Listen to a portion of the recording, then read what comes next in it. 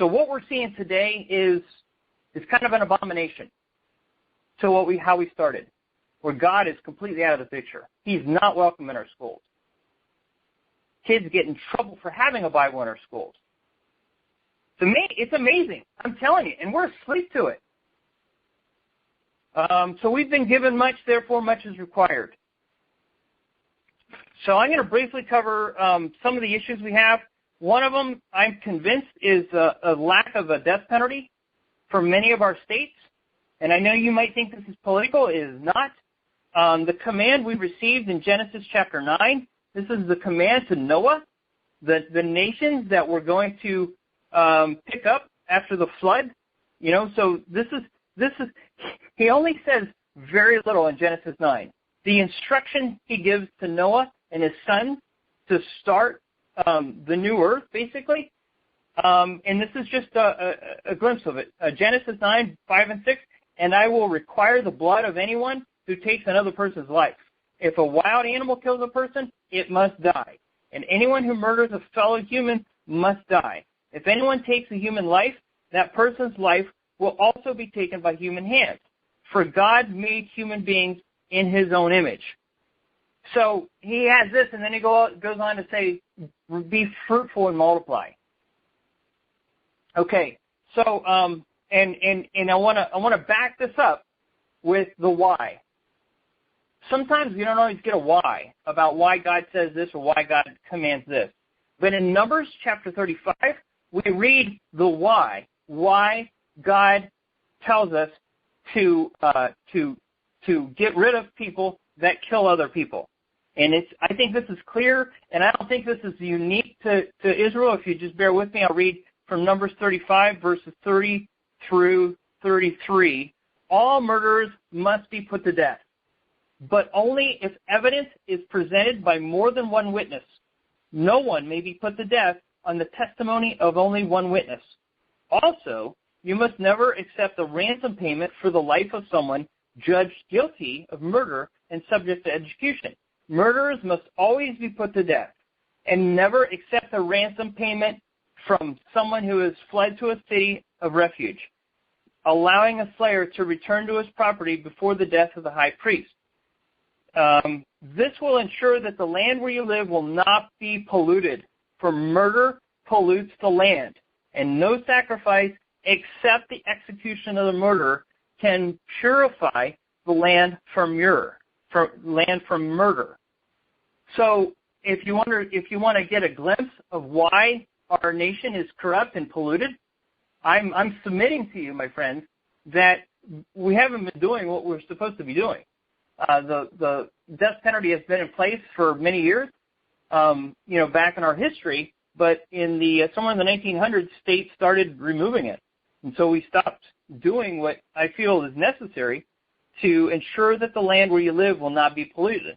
I don't think this is an isolated case that this only applied to Israel. I think this is a truth that God is saying here, and he wanted Israel to abide by it. And it's something else we're just not listening to.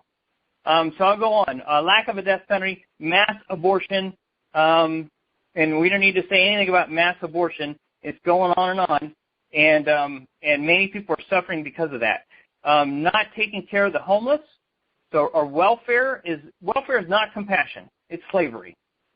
And our federal government has kept people in bondage because of welfare. I think there's a place for welfare, but the church has pretty much turned their back on needy people in many ways. So people are learning how to rely on the government, not God. So, and then another thing which I find really dismaying is not taking responsibility for teaching our children. We've handed our children over to Caesar. We've given our kids, our precious gifts from God, over to a secular institution. Even before they took prayer out of the schools, do you really think it was teaching kids about how great God was? Do we really think that just because we honored God in a prayer in the morning, that kids were learning how to be disciples of Christ throughout their day? How can we learn any topic outside of the context of God? How can we learn science? How can we learn physics? without God being part of that equation. I don't see that. And to me, it's been a big thing that the church has kind of like turned aside and said, okay, it's okay for you to give your kids to public institutions, to socialist propaganda camps where they don't learn their history, they don't learn how great God is, and then they come home thinking their parents are crazy because they're learning one thing on Sunday, then they're filling their minds for 5 days that God has nothing to do with anything. And this has been going on for decades. And we expect things to turn around? The church is just falling asleep, relying on our public education system to make our kids better, making them dumber and evil. They learn how to trust in their friends more than they do their parents. And they run away from faith. The statistics are rife with kids that turn from faith because of public education. Schools were created to teach people about God, and they've completely removed God. Examples are Yale, Harvard, Stanford. They were created to teach the goodness of God, to teach these things about theology, how great He is. And of course, you don't even want to mention God in those places these days. They've taken over. And it's not that the wicked have taken over, it's the church has given them over. Number 4, our church has not been making true disciples. The focus is only on conversion, and true discipling is not taught in the seminaries. True discipling is not taught. It's all academically inclined. We talk about this many times on our calls.